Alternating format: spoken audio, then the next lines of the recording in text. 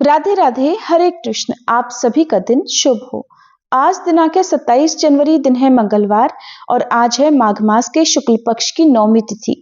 नौमी तिथि आज पूरा दिन रहकर शाम 7:05 पर समाप्त होगी। इसके बाद में दशमी तिथि प्रारंभ होगी और आज ब्रह्म मुहूर्त सुबह 5:36 से 6:24 तक रहेगा। सूर्योदय होगा सुबह 7:12 पर, सूर्यास्त होगा शाम 6:06 पर और आज शुभ योग सुबह 6:19 तक रहेगा। बाद में शुक्ल योग प्रारंभ हो जाएगा। भरणी नक्षत्र आज सुबह 11:08 तक रहेगा। बाद में कृत्तिका नक्षत्र प्रारंभ होगा और राहु काल दोपहर 3 बजे से 4:30 बजे तक रहेगा। आइए सुनते हैं घर में सुख समृद्धि अन्न धन के भंडार भरने वाली सीता नितनेम की कहानी। इस कहानी को सीता माता कहती थी और प्रभु श्री राम सुना करते थे। एक दिन श्री राम भगवान को किसी काम के लिए बाहर जाना पड़ा तो सीता माता कहने लगी कि भगवान, मेरा तो 12 वर्ष का नितनेम है, अब आप बाहर जाएंगे तो मैं अपनी कहानी किसे सुनाऊंगी। तब श्री राम ने कहा कि सीते, आप कुएं की पाल पर जाकर बैठ जाना और वहां पर जो भी औरतें पानी भरने आएंगी उन्हें अपनी कहानी सुना दिया करना। सीता माता कुएं की पाल पर जाकर बैठ गई। तभी एक स्त्री आई। उसने रेशम की जरी की साड़ी पहन रखी थी और सोने का घड़ा ले रखा था। सीता माता उसे देखकर कहने लगी, बहन, मेरा 12 वर्ष का नितनेम सुन लो। पर वह स्त्री बोली कि मैं तुम्हारा नितनेम सुनूंगी तो मुझे तो घर जाने में देर हो जाएगी और मेरी सास मुझसे झगड़ा करेगी। इसलिए उसने कहानी नहीं सुनी और अपने घर चली गई। लेकिन उसके घर जाते ही उसकी रेशम जरी की साड़ी फट गई। सोने का घड़ा मिट्टी के घड़े में बदल गया। सासू ने देखा तो पूछा, अरे बहू, ये किसका दोष अपने सिर लेकर आ गई है। बहू बोली, माँ जी, कुएं पर एक औरत बैठी थी। उसने अपनी कहानी सुनने के लिए कहा, लेकिन मैंने नहीं सुनी। शायद उसी का ये फल मुझे मिला है। बहू की बात सुनकर अगले दिन वही साड़ी और वही घड़ा लेकर सास कुएं की पाल पर गई। सास को वहीं पर सीता माता बैठी मिली तो माता सीता ने कहा, बहन, मेरी कहानी सुन लीजिए। सासू बोली, एक बार छोड़, मैं तो 4 बार कहानी सुन लूंगी।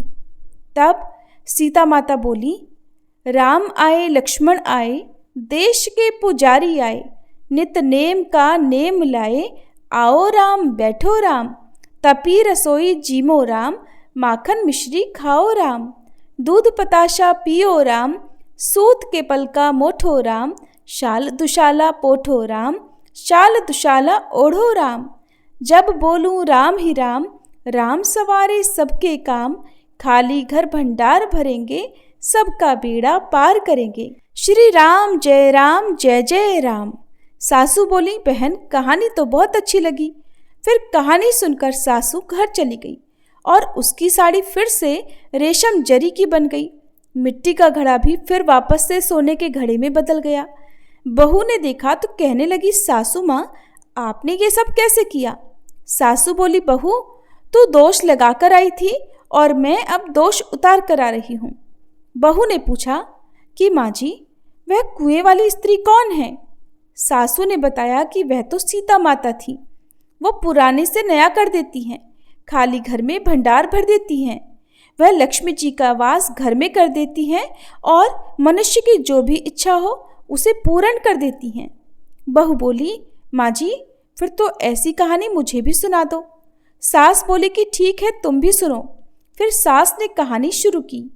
राम आए लक्ष्मण आए, देश के पुजारी आए, नित नेम का नेम लाए, आओ राम बैठो राम, तपी रसोई जीमो राम, माखन मिश्री खाओ राम, दूध बताशा पियो राम, सूत के पल का मोठो राम, शाल दुशाला पोठो राम, शाल दुशाला ओढ़ो राम, जब बोलूं राम ही राम, राम सवारे सबके काम, खाली घर भंडार भरेंगे, सबका बेड़ा पार करेंगे, बोलो श्री राम जय जय राम। कहानी सुनकर बहू बोली, माँ जी, कहानी तो बहुत अच्छी है। सासू ने कहा, ठीक है, अब से हम इस कहानी को रोज किया करेंगे।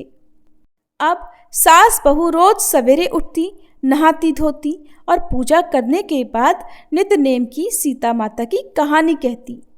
एक दिन की बात है, उनके यहाँ पड़ोस की एक औरत आई और बोली कि बहन जरा सी आँच तो देना। तो बहू बोली कि आँच तो अभी हमने जलाई ही नहीं। पड़ोसन बोली तो फिर तुम सुबह 4 बजे से उठकर क्या कर रही हो? तो उन्होंने कहा कि हम तो सुबह सुबह उठकर पूजा करते हैं, फिर सीता माता की नित्य नेम की कहानी कहते हैं। पड़ोसन ने उनकी बात सुनकर फिर कहा कि सीता माता की कहानी कहने से तुम्हें क्या मिला? तब वे दोनों बोली कि सीता माता की कहानी कहने से घर में भंडार भर जाते हैं, सारे काम पूर्ण हो जाते हैं, मन की इच्छा भी पूरी होती है। पड़ोसन ने कहा बहन अगर ऐसा है तब तो फिर मुझे भी कहानी सुना दो। तब बहू बोली कि ठीक है, तुम भी ये कहानी सुन लो। राम आए लक्ष्मण आए, देश के पुजारी आए, नित्य नेम का नेम लाए। आओ राम बैठो राम, तपी रसोई जीमो राम, माखन मिश्री खाओ राम, दूध बताशा पियो राम, सूत के पल का मोठो राम, शाल दुशाला पोठो राम, शाल दुशाला ओढ़ो राम। जब बोलू राम ही राम, राम सवारे सबके काम, खाली घर भंडार भरेंगे, सबका बेड़ा पार करेंगे, श्री राम जय जय राम। पड़ोसन ने इस कहानी को सुना तो कहने लगी बहन कहानी तो बहुत अच्छी लगी।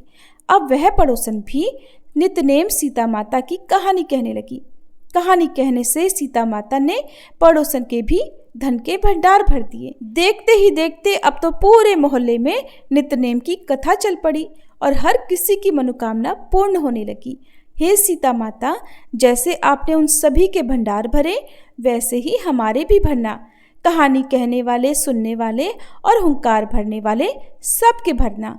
सभी प्रेम से बोलिए सीता मैया की जय। माघ मास महात्म्य 24वां अध्याय। लोमश ऋषि कहने लगे कि वह राजा पहले तो तामिश्र नामी नरक में गया, फिर अंध तामिश्र नरक में जहां पर अति दुखों को प्राप्त हुआ, फिर महारौरव, फिर कालसूत्र नामी महानरक में गया, फिर मूर्छा को प्राप्त हो गया। मूर्छा से चेतना आने पर तापन और संप्रतापन नाम के नरक में गया। अनेक दुखों को भोगता हुआ वह प्रताप नाम के नरक में गया। तब काकोल, कुड़पल, पूर्व मृत्तिका, लौहशंकु, मृजीप आदि नरकों में होता हुआ 80 पत्र वन में पहुंचाया गया। फिर लोहधारक आदि नरकों में गिराया गया। श्री विष्णु भगवान के साथ द्वेष करने के कारण वह 21 युगों तक भयंकर नरकों की यातना भोगता हुआ नरक से निकलकर आखिरकार हिमालय पर्वत पर बड़ा भारी पिशाच बन गया। उस वन में वह भूखा और प्यासा फिरता रहा। उसको मेरु पर्वत पर कहीं भी खाने को न तो भोजन मिला और न ही पीने को जल। होतव्यता के कारण वह पिशाच घूमता हुआ एक समय प्लुत प्रसरवण नाम के वन में जा निकला। बहेड़े के वृक्ष के नीचे वह दुखी होकर हाय मैं मरा ऐसे शब्द जोर जोर से पुकारने लगा और कहने लगा, भूख से दुखी मेरे इस जन्म का अंत कब होगा? इस पाप रूपी समुद्र में डूबते हुए मुझको कौन सहारा देगा?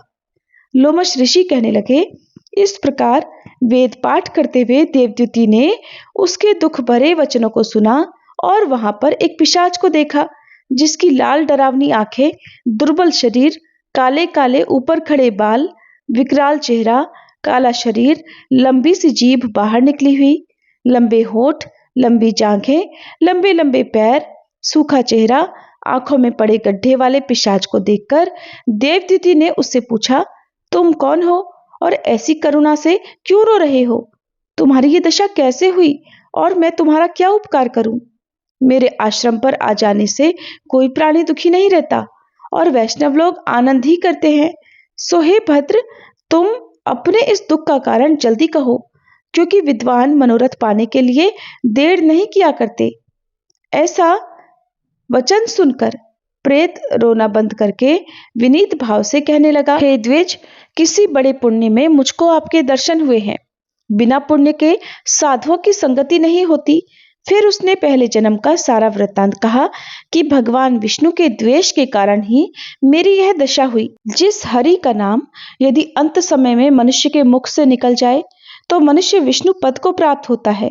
जो सबका पालन करता है उसी से मैंने द्वेष किया, ये सब मेरे कर्मों का ही दोष है, जिसकी ब्राह्मण तप द्वारा प्रार्थना करते हैं। ब्रह्मादि देवता, सनकादिक ऋषि जिसको मुक्ति के लिए पूजते हैं, जो आदि मध्य और अंत में विश्व का विधाता और सनातन है, जिसका आदि मध्य और अंत नहीं है, उस भगवान के साथ मैंने द्वेष किया। जो कुछ पुण्य मैंने पहले जन्म में किए थे, वह सब श्री विष्णु की द्वेष रूपी अग्नि में भस्म हो गए। यदि किसी प्रकार मेरे इस पाप का नाश हो जाए तो मैं भगवान विष्णु के सिवाय किसी और देवता का पूजन नहीं करूंगा। विष्णु भगवान से द्वेष करके मैंने बहुत दिनों तक नरक यातना भोगी और पिशाच योनि में पड़ा हूं। इस समय मैं किसी अच्छे कर्म के योग से आपके आश्रम में आया हूं, जहां पर आपके सूर्य रूपी दर्शन ने मेरे दुख समान अंधकार को दूर कर दिया है। अब आप कोई ऐसा उपाय बताइए जिससे मेरी यह पिशाच योनि दूर हो, क्योंकि सज्जन पुरुष उपकार करने में देर नहीं करते। तब देवद्युति कहने लगे कि यह माया देवता, मनुष्य, असुर सबकी स्मृति को मोहित कर देती है, जिससे धर्म का नाश करने वाला द्वेष उत्पन्न हो जाता है। जगत के उत्पन्न करने, रक्षा करने और नाश करने वाले जो सब प्राणियों की आत्मा है, उनसे भी लोग द्वेष करते हैं।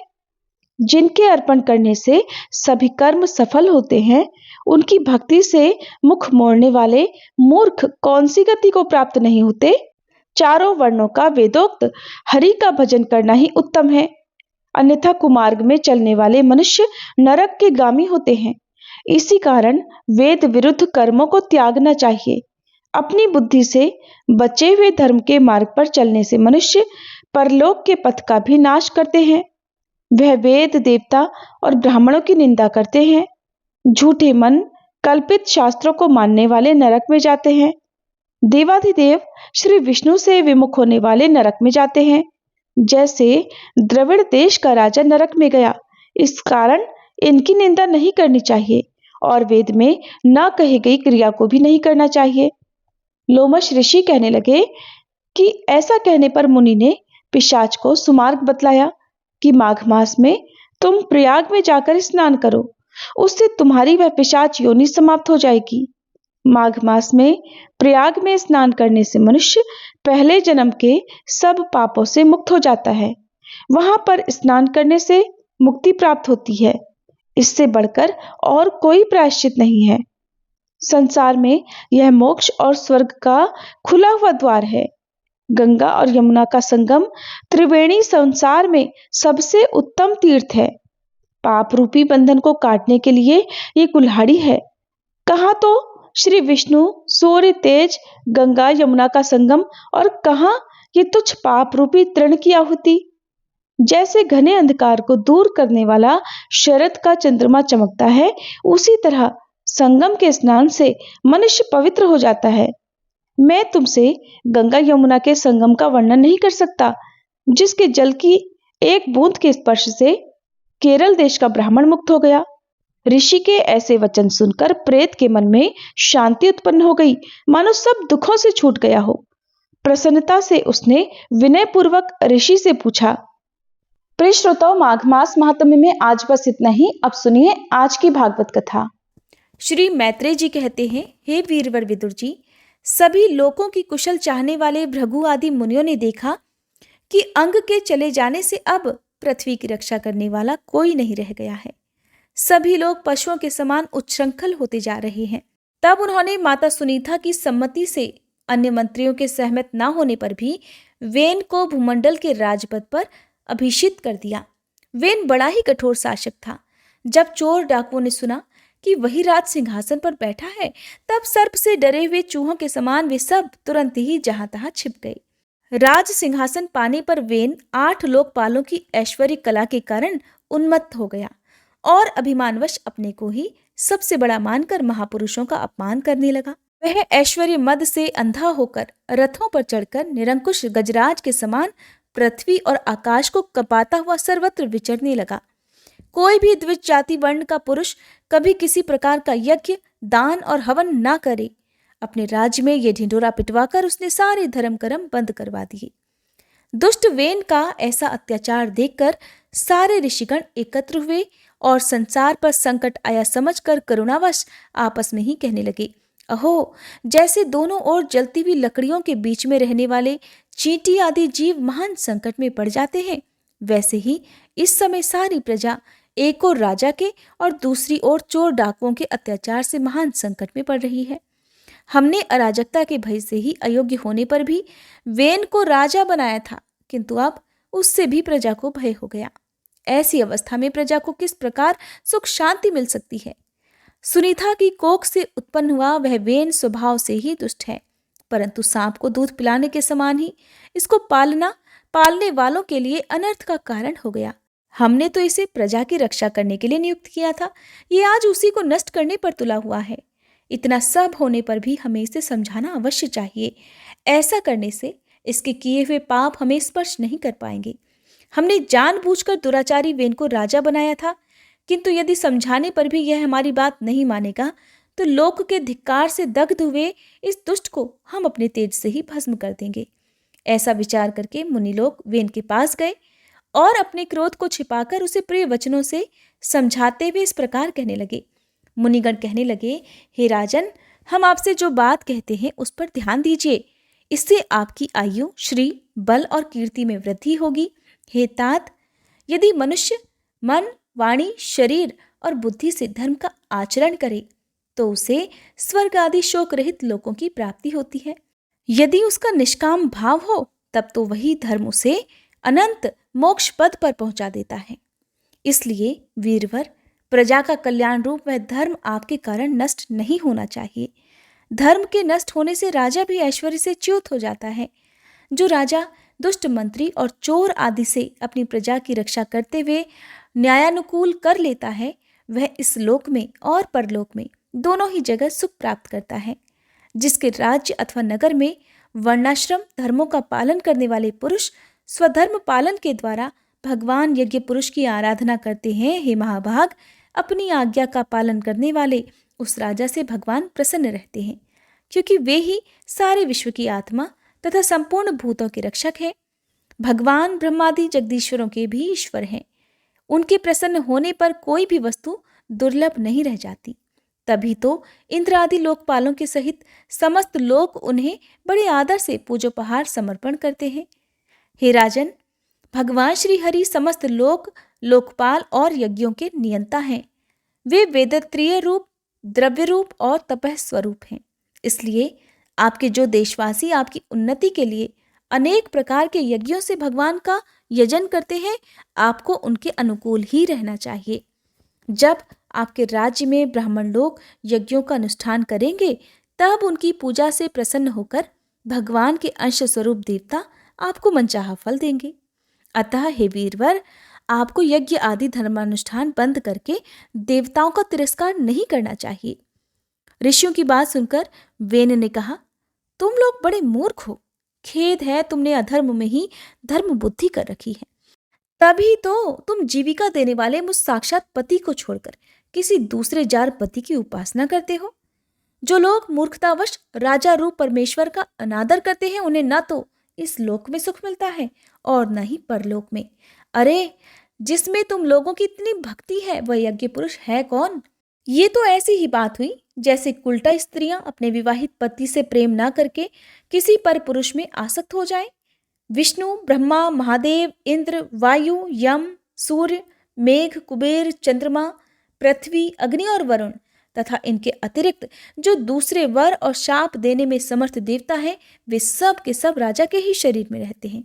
इसलिए राजा सर्वदेवमय है और देवता उसके अंश मात्र हैं। इसलिए ब्राह्मणों, तुम मत्सरता छोड़कर अपने सभी कर्मों द्वारा एक मेरा ही पूजन करो और मुझी को बलि समर्पण करो। भला मेरे सिवा और कौन अग्र पूजा का अधिकारी हो सकता है?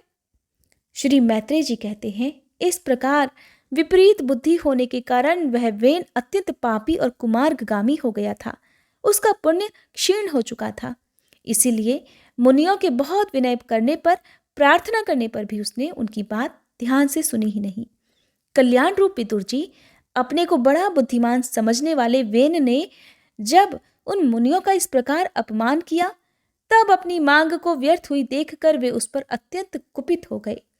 मार डालो, इस स्वभाव से ही दुष्ट पापी को मार डालो। यदि जीता रह गया तो कुछ ही दिनों में संसार को अवश्य भस्म कर डालेगा। ये दुराचारी किसी प्रकार राज सिंहासन के योग्य नहीं है, क्योंकि ये निर्लज्ज साक्षात यज्ञपति श्री भगवान विष्णु की निंदा करता है। अहो, जिनकी कृपा से इसे ऐसा ऐश्वर्य मिला, उन श्री हरि की निंदा अभागे वेन को छोड़कर भला और कौन कर सकता है। इस प्रकार अपने छिपे हुए क्रोध को प्रकट करके उन मुनियों ने उसे मारने का निश्चय कर लिया।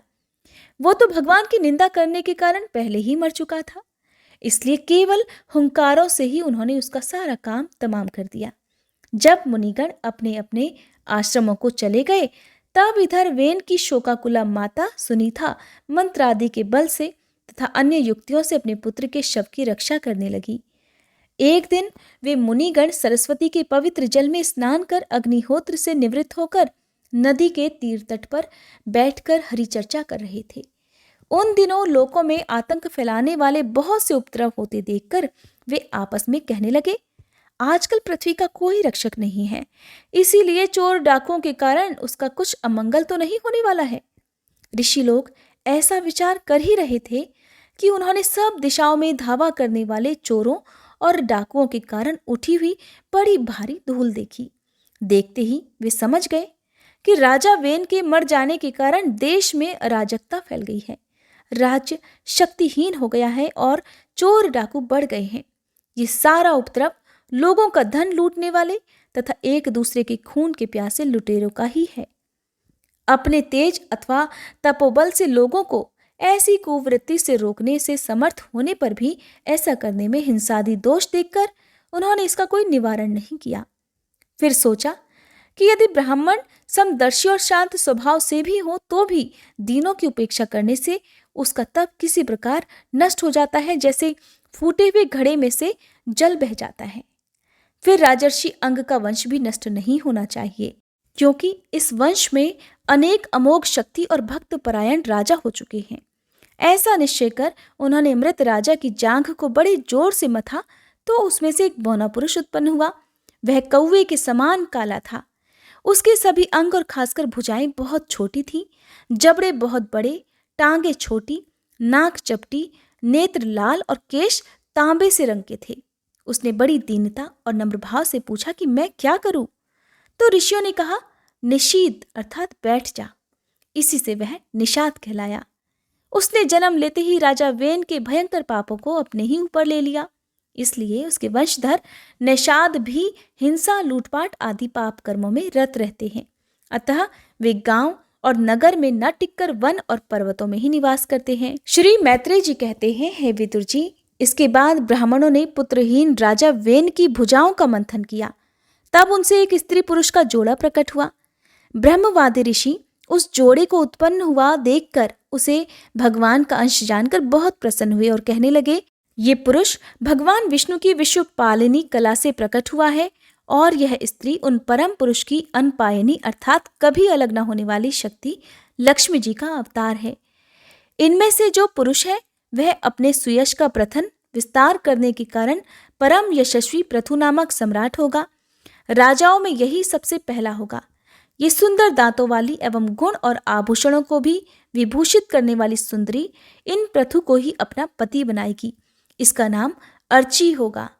पृथु के रूप में साक्षात श्री हरि के अंश ने ही संसार की रक्षा के लिए अवतार लिया है और अर्ची के रूप में निरंतर भगवान की सेवा में रहने वाली उनकी नित्य सहचरी श्री लक्ष्मी जी ही प्रकट हुई हैं। श्री मैत्रेय जी कहते हैं, हे विदुर जी, उस समय ब्राह्मण लोग पृथु की स्तुति करने लगे। श्रेष्ठ गंधर्वों ने गुणगान किया, सिद्धों ने पुष्पों की वर्षा की, अप्सराएं नाचने लगी, आकाश में शंख, तुरही, मृदंग और दुंदुभी आदि बाजे बजने लगे। समस्त देवता, ऋषि और पितर अपने अपने लोकों से वहां आए। जगत गुरु ब्रह्मा जी देवता और देवेश्वर के साथ वहां पधारे। उन्होंने वेन कुमार पृथु के दाहिने हाथ में भगवान विष्णु की हस्तरेखाएं और चरणों में कमल का चिन्ह देखकर उन्हें श्री हरि का ही अंश समझा, क्योंकि जिसके हाथ में दूसरी रेखाओं से बिना कटा हुआ चक्र का चिन्ह होता है वह भगवान का ही अंश होता है। वेदवादी ब्राह्मणों ने महाराज पृथु के अभिषेक का आयोजन किया। सब लोग उसकी सामग्री जुटाने में लग गए। उस समय नदी, समुद्र, पर्वत, सर्प, गौ, पक्षी, मृग, स्वर्ग, पृथ्वी तथा अन्य सभी प्राणियों ने भी उन्हें तरह तरह के उपहार भेंट किए। सुंदर वस्त्र और आभूषणों से अलंकृत महाराज पृथु का विधिवत राज्याभिषेक हुआ। उस समय अनेकों अलंकारों से सजी हुई महारानी अर्ची के साथ वे दूसरे अग्निदेव के समान जान पड़ते थे। प्यारे विदुर जी, उन्हें कुबेर ने बड़ा ही सुंदर सोने का सिंहासन दिया तथा वरुण ने चंद्रमा के समान श्वेत और प्रकाशमय छत्र दिया, जिससे निरंतर जल की फुहारें झरती रहती थी। वायु ने 2 चंवर, धर्म ने कीर्तिमयी माला, देवराज इंद्र ने मनोहर मुकुट, यम ने दमन करने वाला दंड, ब्रह्मा ने वेदमय कवच, देवी सरस्वती ने सुंदर हार, विष्णु भगवान ने सुदर्शन चक्र, विष्णु प्रिया श्री लक्ष्मी जी ने अविचल संपत्ति, रुद्र ने 10 चंद्राकार चिन्हों से युक्त कोश वाली तलवार, अंबिका जी ने 100 चंद्राकार चिन्हों वाली ढाल, चंद्रमा ने अमृतमय अश्व, त्वष्टा अर्थात विश्वकर्मा ने सुंदर रथ, अग्नि ने बकरे और गऊ के सींगों का बना हुआ सुदृढ़ धनुष, सूर्य ने तेजोमय बाण, पृथ्वी ने चरण स्पर्श मात्र से अभीष्ट स्थान पर पहुंचा देने वाली योगमयी पादुकाएं, आकाश के अभिमानी द्योत देवताओं ने नित्य नूतन पुष्पों की माला, आकाश विहारी सिद्ध गंधर्वों ने नाचने गाने बजाने और अंतर ध्यान हो जाने की शक्तियां, ऋषियों ने अमोघ आशीर्वाद, समुद्र ने अपने से उत्पन्न हुआ शंख तथा 7 समुद्र, पर्वत और नदियों ने उनके रथ के लिए बेरोक टोक मार्ग उपहार में दिए। इसके पश्चात सूत, मागध और वंदीजन उनकी स्तुति करने के लिए उपस्थित हुए। तब उन स्तुति करने वालों का अभिप्राय समझकर वेन पुत्र परम प्रतापी महाराज पृथु ने हंसते हुए मेष के समान गंभीर वाणी में कहा, सौम्य सूत, मगध और बंदीजन, अभी तो लोक में मेरा कोई भी गुण प्रकट नहीं हुआ, फिर तुम किन गुणों को लेकर मेरी स्तुति करोगे? मेरे विषय में तुम्हारी वाणी व्यर्थ नहीं होनी चाहिए, इसलिए मुझसे भिन्न किसी और की स्तुति करो। मृदभाषियों, कालांतर में जब मेरे अप्रकट गुण प्रकट हो जाएं, तब भरपेट अपनी मधुर वाणी से मेरी स्तुति कर लेना। देखो, शिष्ट पुरुष पवित्र कीर्ति श्री हरि के गुणानुवाद के रहते हुए तुच्छ मनुष्यों की स्तुति नहीं किया करते। महान गुणों को धारण करने में समर्थ होने पर भी ऐसा कौन बुद्धिमान पुरुष है जो उनके ना रहने पर भी केवल संभावना मात्र स्तुति करने वालों द्वारा अपनी स्तुति कराएगा? यदि यह विद्याभ्यास करता तो इसमें अमुक अमुक गुण हो जाते। इस प्रकार की स्तुति से तो मनुष्य की वंचना की जाती है। वह मंदमती ये नहीं समझता कि इस प्रकार तो लोग उसका उपहास ही कर रहे हैं।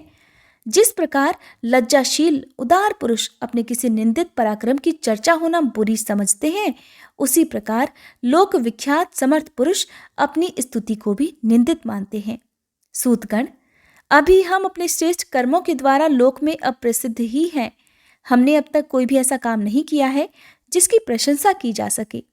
तब तुम लोगों से बच्चों के समान अपनी कीर्ति का किस प्रकार गान करावे? श्री मैत्रेय जी कहते हैं, महाराज पृथु ने जब इस प्रकार कहा, तब उनके वचनामृत का आस्वादन करके सूत आदि गायक लोग बड़े प्रसन्न हुए। फिर वे मुनियों की प्रेरणा से उनकी इस प्रकार स्तुति करने लगे कि आप साक्षात देव प्रवर श्री नारायण ही हैं, जो अपनी माया से अवतीर्ण हुए हैं। हम आपकी महिमा का वर्णन करने में समर्थ नहीं हैं। आपने जन्म तो राजा वेन के मृतक शरीर से लिया है, किंतु आपके पौरुषों का वर्णन करने में साक्षात ब्रह्मा जी की बुद्धि भी चकरा जाती है। फिर भी आपके कथा अमृत के आस्वादन में आदर बुद्धि रखकर मुनियों के उपदेश के अनुसार उन्हीं की प्रेरणा से हम आपके परम प्रशंसनीय कर्मों का कुछ विस्तार करना चाहते हैं। आप साक्षात श्री हरि के कला अवतार हैं और आपकी कीर्ति बड़ी उदार है। ये धर्मधारियों में श्रेष्ठ महाराज पृथु लोक को धर्म में प्रवृत्त करके धर्म मर्यादा की रक्षा करेंगे और उसके विरोधियों को दंड देंगे। ये अकेले ही समय समय पर प्रजा के पालन पोषण और अनुरंजन आदि कार्य के अनुसार अपने शरीर में भिन्न भिन्न लोकपालों की मूर्ति को धारण करेंगे तथा यज्ञ आदि के प्रचार द्वारा स्वर्गलोक और वृष्टि की व्यवस्था द्वारा भूलोक दोनों का ही हित साधन करेंगे। ये सूर्य देव के समान अलौकिक महिमान्वित प्रतापवान और समदर्शी होंगे। जिस प्रकार सूर्य देवता 8 महीने तपते रहकर जल खींचते हैं और वर्षा ऋतु में उसे उड़ेल देते हैं, उसी प्रकार ये कर आदि के द्वारा कभी धन संचय करेंगे और कभी उसका प्रजा के हित के लिए व्यय भी कर डालेंगे। ये बड़े दयालु होंगे। यदि कभी कोई दीन पुरुष इनके मस्तक पर पैर रख भी देगा तो भी ये पृथ्वी के समान उसके इस अनुचित व्यवहार को सदा सहन करेंगे। जब कभी वर्षा नहीं होगी और प्रजा के प्राण संकट में पड़ जाएंगे तो ये राजवेशधारी श्री हरि इंद्र की भांति जल बरसाकर अनायास ही उसकी रक्षा भी कर लेंगे। ये अपने अमृतमय मुखचंद्र की मनोहर मुस्कान और प्रेम भरी चितवन से संपूर्ण लोकों को आनंद मगन कर देंगे। इनकी गति को कोई समझ नहीं सकेगा और इनके कार्य भी गुप्त होंगे और उन्हें संपन्न करने का ढंग भी बहुत गंभीर होगा। इनका धन सदा सुरक्षित रहेगा। ये अनंत महात्म्य और गुणों के एकमात्र आश्रय होंगे। इस प्रकार मनस्वी पृथु साक्षात वरुण के ही समान होंगे। तीनों गुणों के अधिष्ठाता और निर्विकार साक्षात श्री नारायण ने ही इनके रूप में अपने अंश से अवतार लिया है, जिनमें पंडित लोग अविद्यावश प्रतीत होने वाले इस नानात्व को मिथ्या ही समझते हैं। ये अद्वितीय वीर और एक छत्र सम्राट होकर अकेले ही उदयाचल पर्यंत समस्त भूमंडल की रक्षा करेंगे तथा अपने जयशील रथ पर चढ़कर धनुष हाथ में लिए सूर्य के समान सर्वत्र प्रदक्षिणा करेंगे। उस समय जहां तहां सभी लोकपाल और पृथ्वीपाल इन्हें भेंटे समर्पण करेंगे। उनकी स्त्रियां इनका गुणगान करेंगी और इन आदिराज को साक्षात श्री हरि ही समझेंगी। ये प्रजापालक राजाधिराज होकर प्रजा के जीवन निर्वाह के लिए गो रूप धारिणी पृथ्वी का दोहन करेंगे और इंद्र के समान अपने धनुष के कोनों से बातों ही बात में पर्वतों को तोड़ फोड़ कर पृथ्वी को समतल भी कर देंगे। रणभूमि में कोई भी इनका वेग नहीं सह सकेगा। जिस समय ये जंगल में पूंछ उठाकर विचरते हुए सिंह के समान अपने आजगव धनुष का टंकार करते हुए भूमंडल पर विचरेंगे, उस समय सभी दुष्ट जन इधर उधर छुप जाएंगे। ये सरस्वती के उद्गम स्थान पर 100 अश्वमेध यज्ञ करेंगे। तब अंतिम यज्ञानुष्ठान के समय इंद्र इनके घोड़े को हरकर ले जाएंगे। अपने महल के बगीचे में इनकी एक बार भगवान सनत कुमार से भेंट होगी। अकेले उनकी भक्ति पूर्वक सेवा करके ये उस निर्मल ज्ञान को प्राप्त करेंगे जिससे परब्रह्म की प्राप्ति होती है। इस प्रकार जब इनके पराक्रम जनता के सामने आ जाएंगे तब ये परम पराक्रमी महाराज जहां तहां अपने चरित्र की ही चर्चा सुनेंगे। इनकी आज्ञा का विरोध कोई भी नहीं कर सकेगा तथा ये सारी दिशाओं को जीतकर और अपने तेज से प्रजा के क्लेश रूप कांटे को निकालकर संपूर्ण भूमंडल के शासक होंगे। उस समय देवता और असुर भी इनके विपुल प्रभाव का वर्णन करेंगे। श्री मैत्रेय जी कहते हैं, इस प्रकार जब वंदी जन ने महाराज पृथु के गुण और कर्मों का बखान करके उनकी प्रशंसा की, तब उन्होंने भी उनकी बड़ाई करके तथा उन्हें मन चाही वस्तुएं देकर संतुष्ट किया। विदुर जी ने पूछा, हे ब्राह्मण, पृथ्वी तो अनेक रूप धारण कर सकती है, फिर उसने गऊ का ही रूप क्यों धारण किया? और जब महाराज पृथु ने उसे दुहा तब बछड़ा कौन बना? और दुहने के पात्र का क्या हुआ?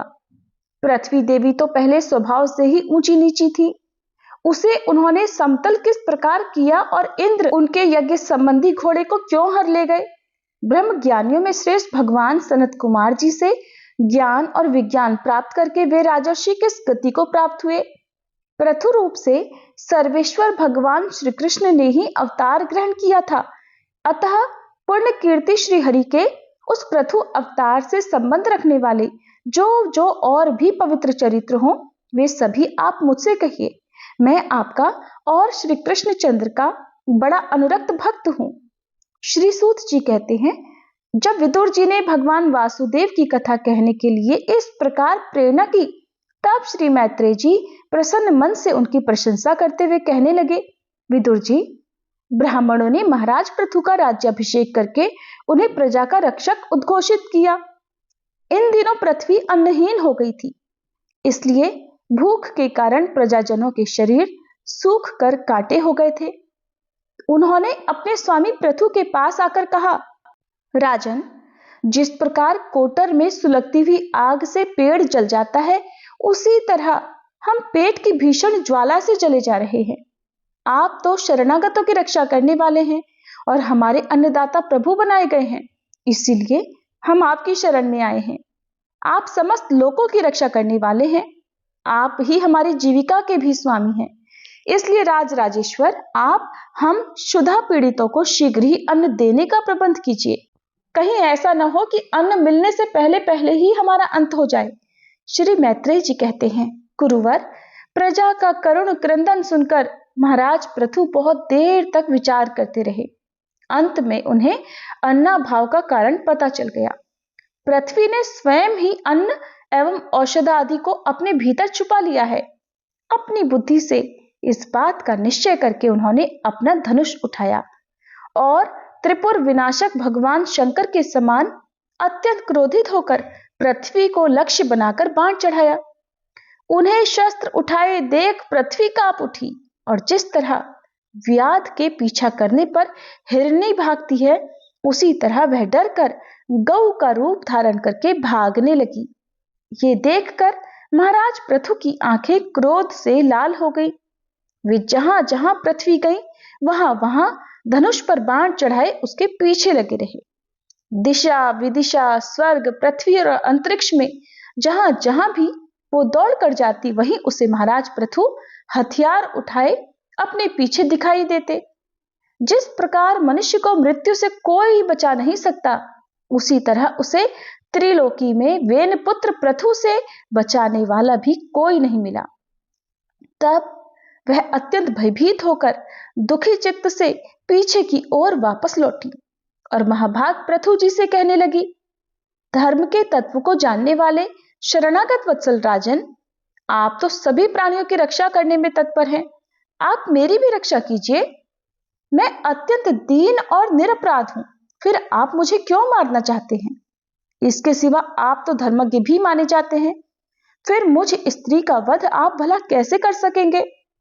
स्त्रियां कोई अपराध करें तो साधारण जीव भी उन पर हाथ नहीं उठाते, फिर आप जैसे करुणामय और दीन वत्सल तो ऐसा कर ही कैसे सकते हैं? मैं तो एक सुदृढ़ नौका के समान हूं। सारा जगत मेरे ही आधार पर स्थित है। मुझे तोड़कर आप अपने को और अपनी प्रजा को जल के ऊपर कैसे रखेंगे? तब महाराज पृथु ने कहा, पृथ्वी, तू मेरी आज्ञा का उल्लंघन करने वाली है। तू यज्ञ में देवता रूप से भाग तो लेती है, किंतु उसके बदले में हमें अन्न नहीं देती, इसलिए मैं तुझे आज ही मार डालूंगा। तू जो प्रतिदिन हरी हरी घास खा जाती है और अपने थन का दूध नहीं देती, ऐसी दुष्टता करने पर तुझे दंड देना अनुचित तो नहीं कहा जा सकता। तू ना समझ है, तूने पूर्व काल में ब्रह्मा जी के उत्पन्न किए हुए अन्न आदि के बीज को अपने में लीन कर लिया है और अब मेरी भी परवाह ना करके उन्हें अपने गर्भ से निकालती ही नहीं। अब मैं अपने बाणों से तुझे छिन्न भिन्न कर तेरे मेदे से इन क्षुधातुर और दीन प्रजाजनों का करुण क्रंदन शांत करूंगा। जो दुष्ट अपना ही पोषण करने वाला और अन्य प्राणियों के प्रति निर्दय हो, वह पुरुष, स्त्री अथवा नपुंसक चाहे कोई भी हो, उसको मारना राजाओं के लिए न मारने के ही समान है। तू बड़ी गर्वीली और मदोन्मत्ता है। इस समय माया से ही यह गऊ का रूप बनाए हुए है। मैं बाणों से तेरे टुकड़े टुकड़े करके अपने योग बल से प्रजा को धारण करूंगा। उस समय महाराज पृथु काल की तरह क्रोधमयी मूर्ति धारण किए हुए थे। उनके ये शब्द सुनकर धरती कांपने लगी और उसने अत्यंत विनीत भाव से हाथ जोड़कर कहा। पृथ्वी ने कहा, आप साक्षात परम पुरुष हैं तथा अपनी माया से अनेक प्रकार के शरीर धारण कर गुणमय जान पड़ते हैं।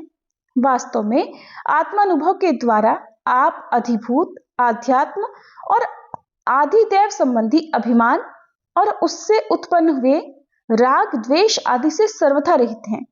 मैं आपको बारंबार नमस्कार करती हूँ। आप संपूर्ण जगत के विधाता हैं। आपने ही ये त्रिगुणात्मक सृष्टि रची है और मुझे समस्त जीवों का आश्रय बनाया है। आप एक होकर भी मायावश अनेक रूप जान पड़ते हैं और आपने स्वयं ब्रह्मा को रचकर उनसे विश्व की रचना करवाई है। आप साक्षात परमेश्वर हैं। आपकी लीलाओं को अजितेंद्रिय लोग कैसे जान सकते हैं? हे अजन्मा प्रभु, आप ही अपने रचे हुए भूत, इंद्रिय और अंतःकरण रूप जगत की स्थिति के लिए आदि वराह रूप होकर मुझे रसातल से जल के बाहर लाए थे। इस प्रकार एक बार तो मेरा उद्धार करके आपने धराधर नाम पाया था। आज वही आप वीर मूर्ति से जल के ऊपर नौका के समान स्थित मेरे ही आश्रय रहने वाली प्रजा की रक्षा करने के अभिप्राय से पहने पहने बाण चढ़ाकर दूध न देने के अपराध में मुझे मारना चाहते हैं। इस त्रिगुणात्मक सृष्टि की रचना करने वाली आपकी माया से मेरे जैसे साधारण जीवों के चित्त मोहग्रस्त हो रहे हैं। मुझ जैसे लोग तो आपके भक्तों की लीलाओं का भी आशय नहीं समझ सकते। फिर आपकी किसी क्रिया का उद्देश्य ना समझे तो इसमें आश्चर्य ही क्या है। अतः जो इंद्रिय संयम आदि के द्वारा वीरोचित यज्ञ का विस्तार करते हैं, ऐसे आपके भक्तों को भी नमस्कार है।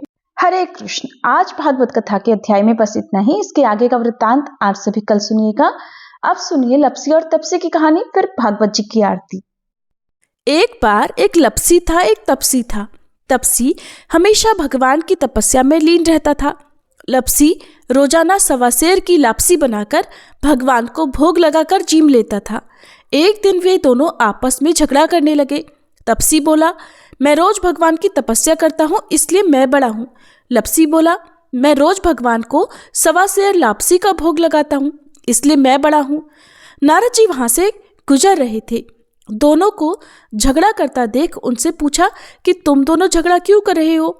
तब लपसी ने खुद को बड़ा होने का कारण बताया और तपसी ने भी खुद को बड़ा होने का कारण नारद जी को बताया।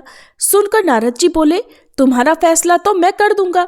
दूसरे दिन लपसी और तपसी स्नान कर अपनी रोज की भक्ति करने आए तो नारद जी ने छुपकर 1.25 करोड़ की एक एक अंगूठी उन दोनों के आगे रख दी। तपसी की नजर जब अंगूठी पर पड़ी तो उसने चुपचाप अंगूठी उठाकर अपने नीचे दबा ली। उधर लपसी की नजर भी अंगूठी पर पड़ी, लेकिन उसने ध्यान नहीं दिया और भगवान को भोग लगाकर लापसी खाने लगा। नारद जी जब सामने आए तो दोनों ने पूछा, बताइए नारद जी, हम दोनों में से कौन बड़ा है। तब नारद जी ने तपसी से खड़ा होने को कहा। वह खड़ा हुआ तो उसके नीचे दबी हुई अंगूठी दिखाई पड़ी। नारद जी ने तपसी से कहा, तपस्या करने के बाद भी तुम्हारी चोरी करने की आदत नहीं गई, इसलिए लपसी बड़ा है और तुम्हें तुम्हारी तपस्या का भी कोई फल नहीं मिलेगा। तब तपसी शर्मिंदा होकर क्षमा मांगने लगा। उसने नारद जी से पूछा, नारद जी, मेरी तपस्या का फल फिर मुझे कैसे मिलेगा। तब देवर्षि नारद जी ने बताया, अगर कोई गाय और कुत्ते की रोटी नहीं बनाएगा तो फल तुझे मिलेगा। अगर कोई ब्राह्मण को जिमाकर दक्षिणा नहीं देगा तो फल तुझे मिलेगा। अगर कोई साड़ी के साथ ब्लाउज नहीं देगा तो फल तुझे मिलेगा। अगर कोई दिए से दिया जलाएगा तो फल तुझे मिलेगा। अगर कोई सारी कहानी सुने लेकिन तुम्हारी कहानी ना सुने तो फल तुझे मिलेगा। उसी दिन से हर व्रत कथा और कहानी के साथ लपसी तपसी की कहानी भी सुनी और कही जाती है। श्री भागवत भगवान की है आरती, पापियों को पाप से है तारती। श्री भागवत भगवान की है आरती, पापियों को पाप से है तारती। ये अमर ग्रंथ, ये मुक्ति पंथ, ये पंचम वेद निराला, नव ज्योति जलाने वाला। हरि नाम यही, हरि धाम यही, हरि नाम यही, हरि धाम यही, यही जग मंगल की आरती, पापियों को पाप से है तारती। श्री भागवत भगवान की है आरती, पापियों को पाप से है तारती। ये शांति गीत पावन पुनीत, पापों को मिटाने वाला, हरि दर्श दिखाने वाला। ये सुख करनी, ये दुख हरनी, ये सुख करनी ये दुख हरनी, श्री मधुसूदन की आरती। पापियों को पाप से है तारती, श्री भागवत भगवान की है आरती। पापियों को पाप से है तारती। ये मधुर बोल जग फंद खोल, सन्मार्ग दिखाने वाला, बिगड़ी को बनाने वाला। श्री राम यही घनश्याम यही, श्री राम यही घनश्याम यही, यही प्रभु की महिमा की आरती। पापियों को पाप से है तारती, श्री भागवत भगवान की है आरती। पापियों को पाप से है तारती, श्री भागवत भगवान की है आरती। पापियों को पाप से है तारती।